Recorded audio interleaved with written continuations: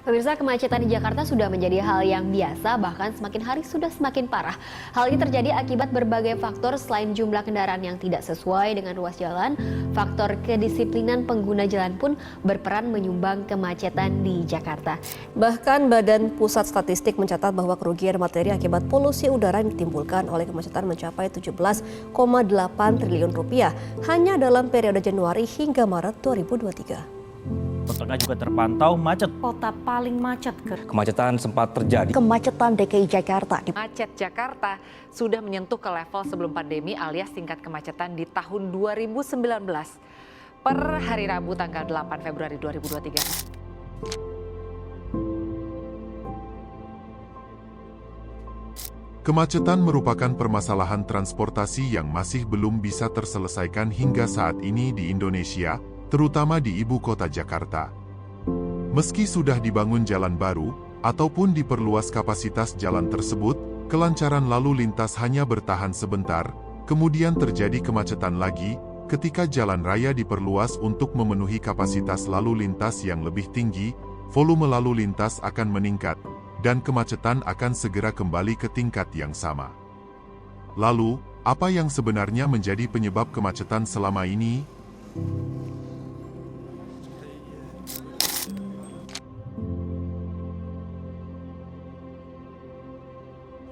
Kemacetan merupakan permasalahan utama sistem transportasi yang masih belum bisa terselesaikan hingga saat ini.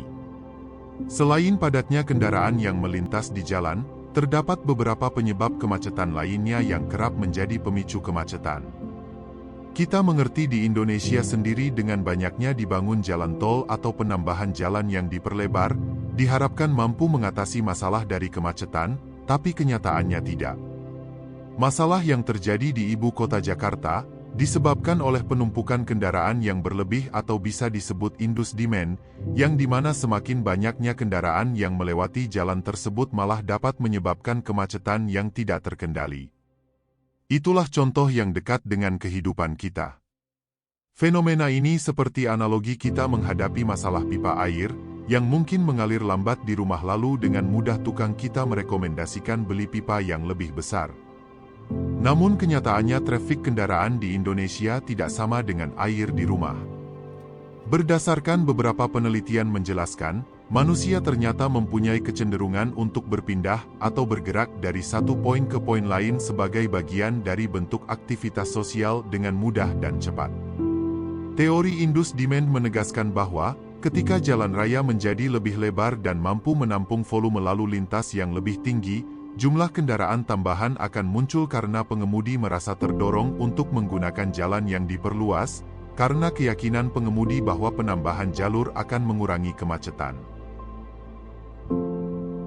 Kemudian penyebab kemacetan lain ialah terkait masalah tata guna lahan suatu wilayah, seperti di BSD City yang merupakan salah satu kota terencana di Indonesia yang terkesan rapih tata ruangnya, namun tingkat kemacetannya sangat tinggi.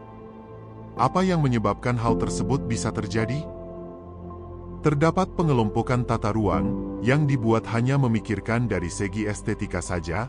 Memang, wilayah tersebut terlihat rapi, tetapi, menurut fungsi dan tujuannya, tata ruang tersebut tidak teratur dan terorganisir, sehingga menyebabkan aksesibilitasnya menjadi rendah. Contohnya di suatu zona yang hanya berisikan perumahan, tanpa adanya supermarket, sekolah, ataupun tempat komersil lainnya, sehingga jarak dari rumah ke tempat tujuan sangat jauh, maka dari itu masyarakat lebih memilih kendaraan pribadi dibandingkan jalan kaki. Yang harus dilakukan ialah penataan tata ruang yang efektif, harus mempertimbangkan beberapa aspek, seperti lokasi pemukiman, pola penggunaan lahan, aksesibilitas transportasi, dan infrastruktur jalan. Penataan tata ruang yang baik dapat mengoptimalkan penggunaan lahan, mengurangi jarak perjalanan, mengurangi kemacetan, dan meningkatkan aksesibilitas terhadap berbagai fasilitas penting. Transportasi dan tata ruang merupakan dua aspek yang saling mempengaruhi satu sama lain.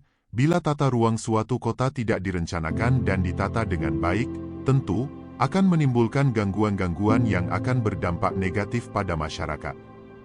Banyak negara-negara lain yang memiliki kepadatan transportasi sangat tinggi, tetapi tidak mengalami kemacetan lalu lintas. Hal tersebut dipengaruhi oleh tata ruang negara tersebut yang teratur dan terorganisir.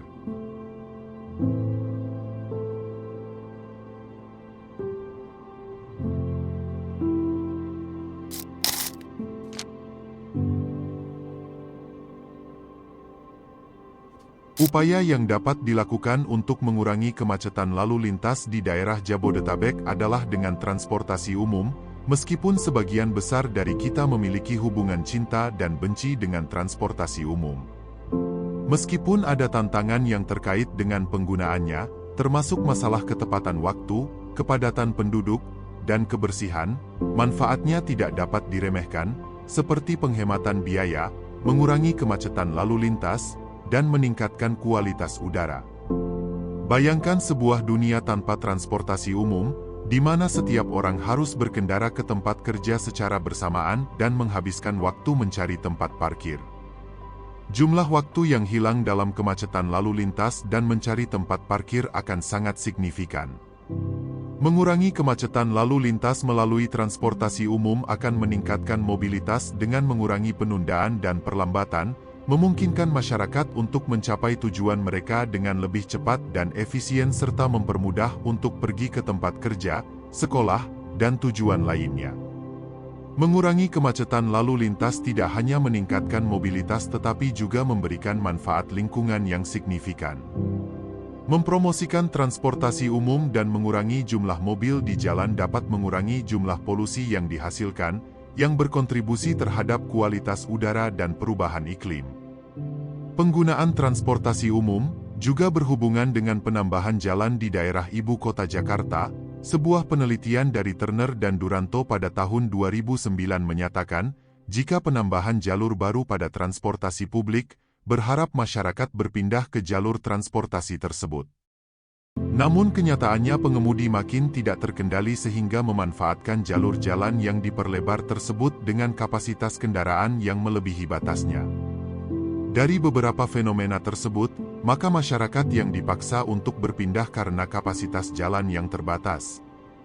Kembali karena insting dan naluri manusia yang selalu mencari jalan keluar lebih cepat. Mengurangi jalan dan menurunkan kapasitas untuk mengurangi kemacetan bisa menjadi strategi yang efektif dalam beberapa konteks. Pendekatan ini dikenal sebagai traffic calming atau pengendalian lalu lintas. Dengan mengurangi jumlah jalan atau memperkecil lebar jalan, dapat mengurangi kecepatan kendaraan, membuat lingkungan lebih aman bagi pejalan kaki dan pengendara sepeda, serta mengurangi kecenderungan untuk menggunakan kendaraan pribadi. Namun, pengurangan jalan harus dipertimbangkan secara cermat dan harus diimbangi dengan alternatif transportasi yang memadai. Penambahan lahan untuk pejalan kaki juga salah satu cara yang efektif untuk mengurangi kemacetan. Dengan memberikan ruang yang lebih besar bagi pejalan kaki, orang lebih mungkin untuk berjalan kaki atau menggunakan transportasi umum, yang pada akhirnya dapat mengurangi jumlah kendaraan di jalan dan kemacetan. Selain itu, memperluas lahan untuk pejalan kaki juga dapat menciptakan lingkungan yang lebih ramah bagi pejalan kaki dan meningkatkan kualitas udara serta keamanan jalan raya.